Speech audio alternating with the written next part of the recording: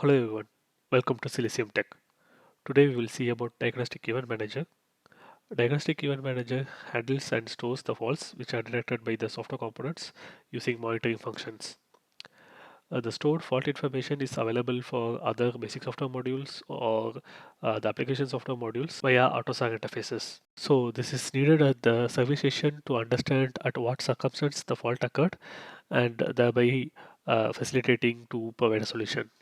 Monitoring functions are nothing but code parts which are written to detect faults in a functionality. For example, let's take a environmental temperature sensor and currently let's say it detects a temperature of minus 200 degrees centigrade. This is practically not possible. So this code part will detect a fault and say that this sensor is not working correctly.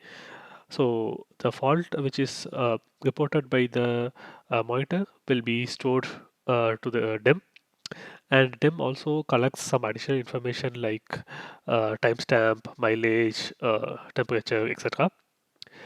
So this is needed at the service station to see what is the related data. Now let's look at the DEM architecture.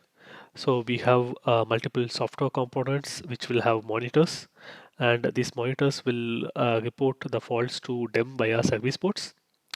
DEM gets other information like the temperature, timestamp, etc., which we already discussed via other software components. DEM communicates with the tester to provide the fault information via the DCM, and it also uses the NV memory services to store the fault information to the ESCOPROM. The fault information from DEM can be used by other components such as FIM. For example, FIM inhibits some functions based on the faults which are stored in the DEM, and other components can also use this fault information, for example, to turning on a lamp, etc. A fault is called a DEM event. Each DEM event is given by a ID, which is unique, and also a name. The DEM event can have the following attributes. So it will have a diagnostic trouble code, it will have a priority. So why priority? Because there could be cascaded faults. For example, we could have a under voltage error, and we could also have a headlight not working. So in case of under voltage, obviously the headlights will not work. So in this case, we have to only report the under voltage error, which is the cause of this problem. And it can also have other properties like healing cycles, like how many driving cycles it takes to heal this fault, and whether the healing is allowed or not, whether it is related to the OBD regulations.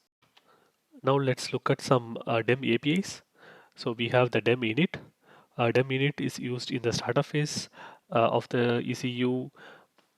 The other software components and the monitoring functions are initialized after this DEM init function. This DEM init function can also be used to reinitialize the DEM in case of a software reset. Then we have the DEM shutdown. This is used when the shutdown of the ECU is called.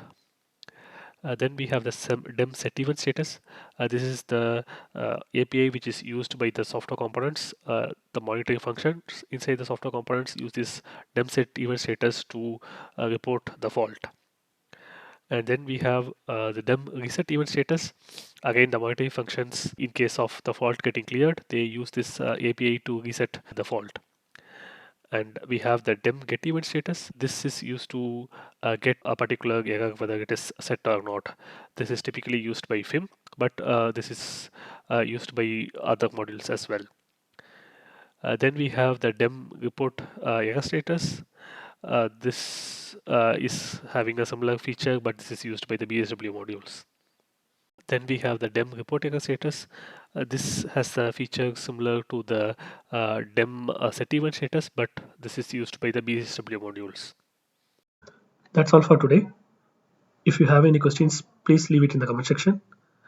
Please do subscribe to the channel and share the videos.